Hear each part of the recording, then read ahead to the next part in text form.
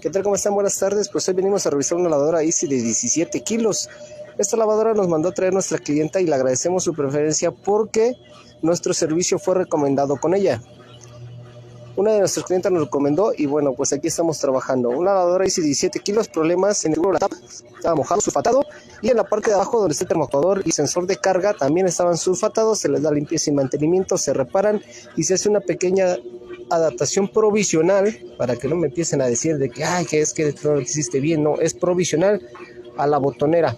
Sí, ahorita ya pusimos en el modo de centrifugado y ahorita pues está centrifugando. Entonces ahora la tenemos abierta, no hemos terminado, pero bueno, esta es la reparación que hicimos de una lavadora Easy de 17 kilos el día de hoy. Muchas gracias por su preferencia, gracias por compartir nuestros videos y gracias a la gente que nos recomienda reparación de electrodomésticos Escobar. En reparación nosotros somos tu mejor opción. Muchas gracias.